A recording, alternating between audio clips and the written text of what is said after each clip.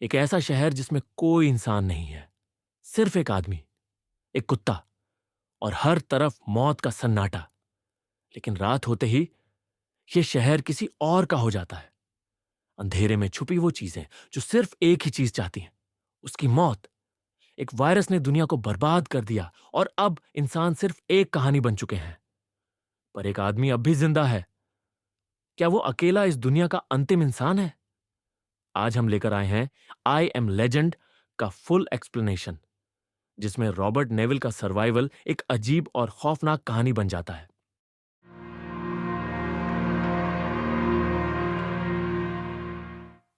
Film की शुरुआत में टीवी पर एक डॉक्टर का इंटरव्यू दिखाया जाता है। डॉक्टर कहती है, हमने कैंसर का इलाज ढूंढ लिया है। इंटरव्यू लेने वाली महिला पूछती है, आज तक आपने कितने लोगों का इलाज किया है? डॉक्टर जवाब देती है, 10,000। फिर वह पूछती है, इनमें से कितने लोग ठीक हुए? डॉक्टर कहती हैं, 10,000। यानी कैंसर का इलाज 100% सफल हो चुका है। इसके बाद स्क्रीन पर लिखा आता है, 3 साल बाद। 3 साल बाद न्यूयॉर्क का मैनहट्टन शहर पूरी तरह से वीरान और बंजर हो चुका है। पूरे शहर में कोई इंसान नजर नहीं आता। सड़कों पर बहुत सारी गाड़ियां दिखाई देती हैं जो अपनी जगह पर खड़ी हैं और चल नहीं रही हैं। तभी एक लाल रंग की गाड़ी तेज रफ्तार से आती हुई दिखाई देती है। इस गाड़ी को विल स्मिथ चला रहे हैं। विल स्मिथ का किरदार एक वैज्ञानिक और सैन्य अधिकारी। वो हिरण का शिकार कर रहे होते हैं। हिरण का शिकार करने में उन्हें बहुत मुश्किल होती है। एक पल ऐसा आता है जब उनके सामने एक हिरण आता है और वह उसका शिकार करने की कोशिश करते हैं। तभी एक शेरनी आती है और हिरण पर हमला करके उसे मार देती है। विल स्मिथ उस शेरनी से शिकार छीनना चाहते हैं और वह ऐसा कर भी सकते हैं क्योंकि उनके पास बंदूक है। लेकिन तभी उनकी गाड़ी का अलार्म बज जाता है। वह ऊपर देखते हैं और सूरज ढलने वाला होता है। मजबूरी में उन्हें वापस लौटना पड़ता है। विल स्मिथ अपने घर पहुंचते हैं। सवाल उठता है कि वे सूरज ढलने की वजह से घर क्यों लौटे। दरअसल इस शहर में बहुत सारे म्यूटेंट्स हैं जिन्हें डार्क सीकर्स कहा जाता है। ये डार्क सीकर्स सिर्फ रात में बाहर निकलते हैं।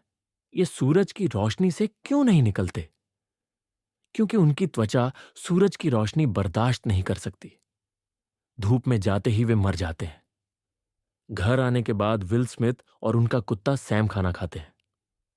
खाना खाने के बाद रात होने से पहले वह अपने पूरे घर को अच्छी तरह सील कर देते हैं और लाइट्स बंद कर देते हैं ताकि किसी को पता न चले कि अंदर कोई रहता है।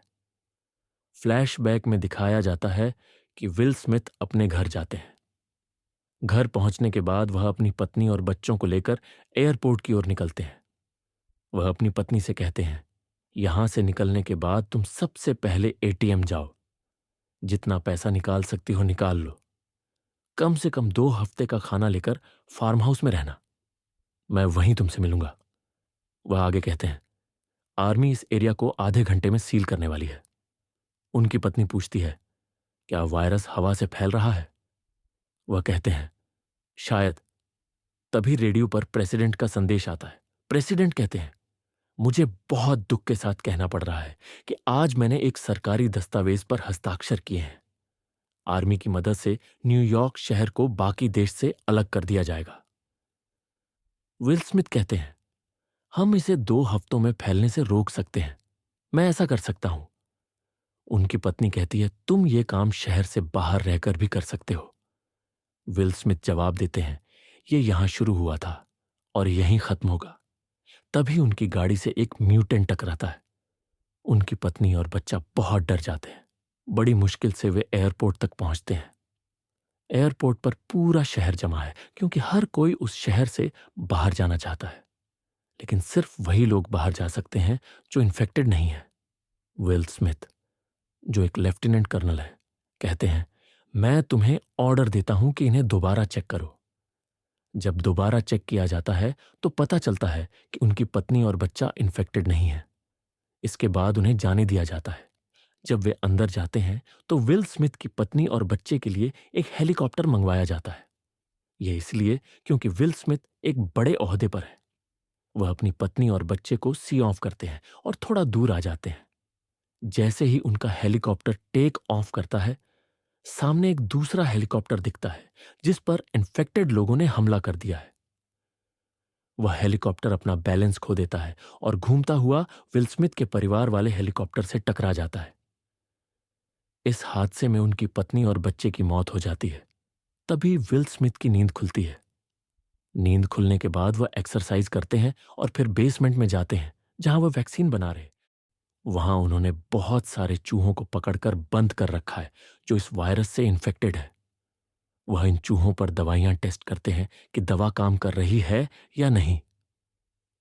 वह पिछले टेस्ट की दवा का रिजल्ट चेक करते हैं, लेकिन सारे चूहे अभी भी बहुत आक्रामक हैं। दवा का उन पर कोई असर नहीं हुआ। तभी उनका ध्यान एक चूहे पर जाता है जो शांत है और उसकी हरकतें सामान्य हैं। इससे उन्हें बड़ी खुशी होती है। वह कहते हैं, अब इस दवा को इंसानों पर टेस्ट किया जा सकता है जो इन्फेक्टेड होकर पूरी तरह से डार्क सीकर्स बन चुके हैं। विल स्मिथ बाहर जाते हैं और रोज एक काम जरूर करते हैं। वह रेडियो पर सभी एफएम चैनलों पर मैसेज भेजते हैं, मैं डॉक्टर रॉबर्ट नेविल हूं। अगर आपको किसी भी तरह की मदद चाहिए, मैं आपको खाना दे सकता हूं, वायरस से सुरक्षा दे सकता हूं, घर दे सकता हूं। मैं हर रोज जब सूरज ठीक ऊपर होगा साउथ स्ट्रीट सी पोर्ट पर मिलूंगा। तभी सैम, उनका कुत्ता, चौकन्ना हो जाता है। विल स्मिथ समझ जाते हैं कि कुछ गड़बड़ है। वह अपनी बंदूक उठाते हैं और दूरबीन से देखते हैं। वहां एक हिरण होता है। विल स्मिथ और सैम उसका पीछा करते हैं। पीछा करते करते सैम एक अंधेरे घर में घुस जाता है। यह बहुत खतरनाक है क्योंकि डार्क सीकर्स ऐसी जगहों पर रहते हैं जहां उजाला नहीं होता। विल स्मिथ अपने कुत्ते को ढूंढने जाते हैं। उनके हाथ में बंदूक है जिसके ऊपर लाइट लगी है। उन्हें सैम एक टेबल के नीचे छिपा हुआ मिलता है।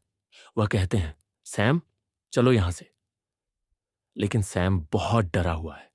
तभी उन्हें पीछे से कुछ आवाज सुनाई देती है। जैसे ही वह पीछे मुड़ते हैं, एक डार्क सीकर बैठा होता है। इससे पहले कि वह हमला करे, विल स्मिथ उसे गोली मार देते हैं और वहां से भागने लगते हैं। सैम उनके पीछे दौड़ता है, लेकिन डार्क सीकर्स भी पीछा करते हैं। एक डार्क सीकर सैम को काटने वाला होता है। तभी विल स्मिथ पहली मंजिल से शीशा तोड़कर बाहर कूद जाते हैं। रोशनी में आते ही वह डार्क सीकर मर जाता है। विल स्मिथ को पता है कि उस घर में डार्क सीकर्स हैं। उन्हें अपनी रिसर्च के लिए एक डार्क सीकर चाहिए। वह वहां एक जाल लगाते हैं और सैम को गाड़ी में छोड़ देते हैं। वह सैम से कहते हैं, तुम्हें यहीं रहना होगा। तुम्हें इन्फेक्शन का खतरा है, लेकिन मुझे नहीं। विल स्मिथ को खतरा क्यों नहीं है? क्योंकि विल स्मिथ जेनेटिकली इम्यून होते हैं। उनका इम्यून सिस्टम क्रिप्पेन वायरस के इफेक्ट को रेसिस्ट कर सकता है, इसीलिए वो इन्फेक्टेड नहीं होते। कुछ देर बाद उनके जाल में एक डार्क सीकर फंस जाता है और बहुत चिल्ला रहा होता है। विल स्मिथ उसे अपनी लैब में ले जाते हैं और उस पर वही दवा इस्तेमाल करते हैं जो उन्होंने उस शांत चूहे पर की थी। वह देखते हैं कि इस डार्क सीकर के शरीर पर एक तितली का टैटू है। दवा देने के बाद उसकी सांसें धीरे धीरे कम होने लगती हैं। उन्हें उम्मीद जागती है कि शायद दवा काम कर रही है। लेकिन तभी वह डार्क सीकर उठती है, जोर जोर से चिल्लाती है और भड़क जाती है। उनकी सारी उम्मीदें टूट जाती हैं।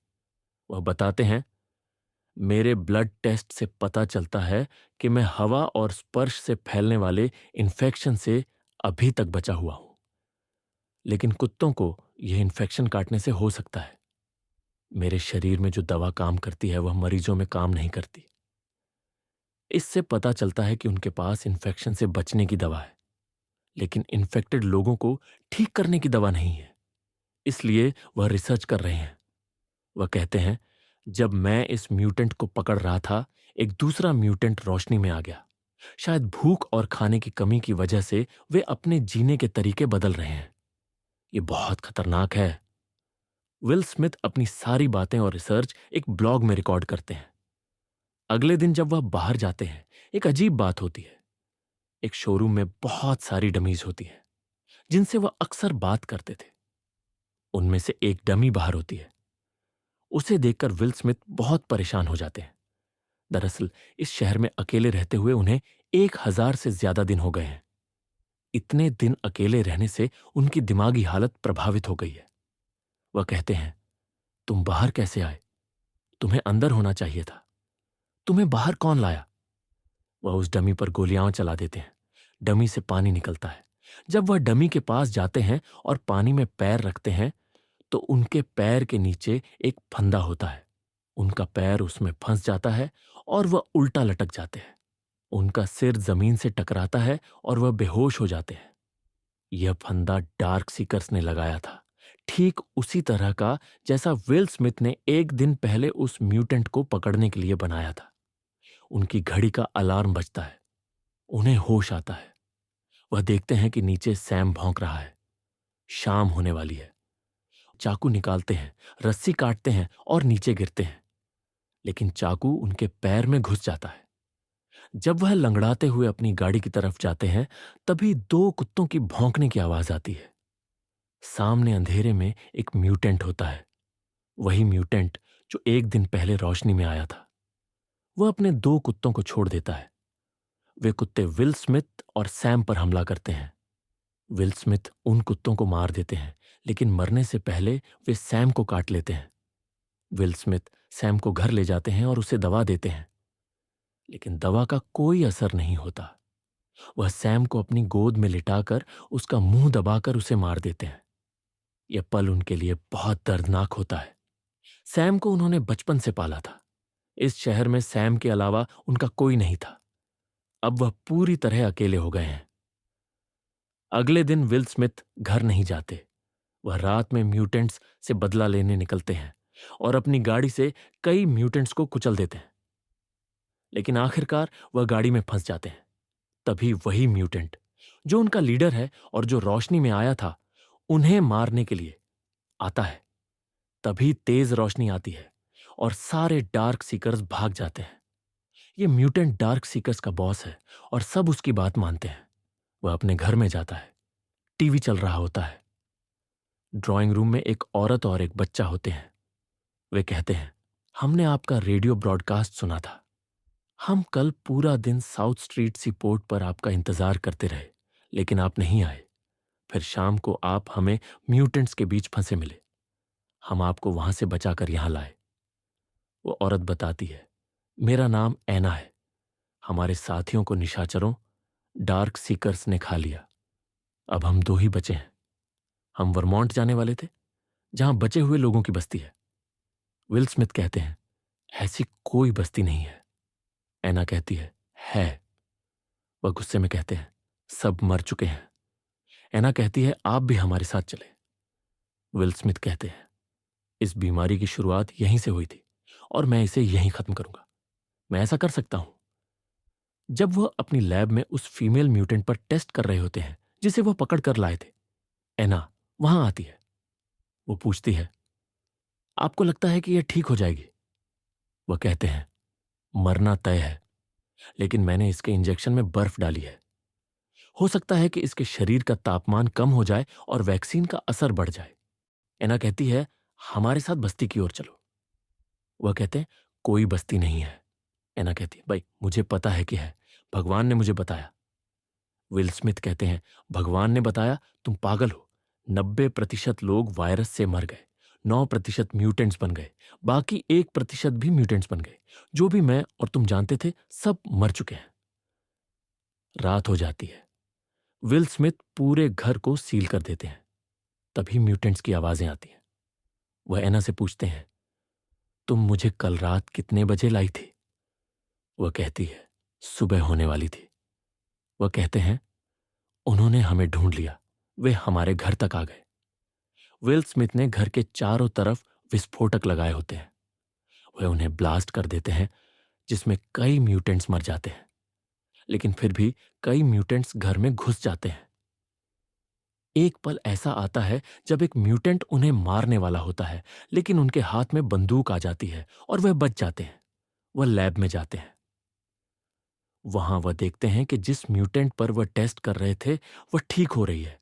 उन्हें इलाज मिल गया है, लेकिन तभी बहुत सारे म्यूटेंट्स वहां आ जाते हैं। विल स्मिथ शीशे का दरवाजा बंद कर देते हैं जो बुलेट प्रूफ है। वह चिल्लाकर कहते हैं, मैं तुम्हारी मदद कर सकता हूं, तुम्हें ठीक कर सकता हूं। तभी वही म्यूटेंट आता है जो उनका बॉस है। वह शीशे पर टक्कर मारना शुरू कर देता है। शीशा धीरे धीरे टूटने लगता है। शीशे पर तितली का निशान बन जाता है। एना की गर्दन पर भी तितली का निशान होता है। विल स्मिथ को याद आता है कि उनकी बेटी ने आखिरी बार एयरपोर्ट पर तितली की बात की थी। उन्हें यकीन हो जाता है कि यह कोई दैवीय संदेश है। वह जल्दी से उस ठीक हो रही म्यूटेंट का खून एक ट्यूब में निकालते हैं। उस खून में इस बीमारी का इलाज है। वह एना और बच्चे को एक छोटे सुरक्षित चैम्बर में बंद कर देते हैं। वह खून की ट्यूब देते हुए कहते हैं, इसमें इस बीमारी का इलाज है। एना कहती है, आप भी अंदर आ जाओ। वह कहते हैं, ये रुकने वाले नहीं हैं। वह उन्हें बंद कर देते हैं। एक ड्रॉअर खोलते हैं जिसमें उनकी पत्नी और बेटी की तस्वीर होती है। उसे देखकर वह मुस्कुराते हैं। ड्रॉअर में एक बम भी होता है। वह उसका पिन निकालते हैं। म्यूटेंट शीशा तोड़ने वाला होता है। विल स्मिथ उसकी तरफ भागते हैं। एक जोरदार धमाके के साथ वे और सारे म्यूटेंट्स मर जाते हैं। इसके बाद दिखाया जाता है कि एना वर्मोंट पहुंच जाती है। वहां सच में एक बस्ती होती है। वह इलाज उन्हें सौंप देती है। विल स्मिथ ने अपनी जान देकर मानवता को बचा लिया। इसलिए फिल्म का नाम आई एम लेजेंड है। अगर आपको यह एक्सप्लेनेशन पसंद आया हो तो हमारे चैनल को जरूर सब्सक्राइब करें। यह आपके लिए तो बिल्कुल फ्री है, लेकिन इससे हमें बहुत मदद मिलेगी।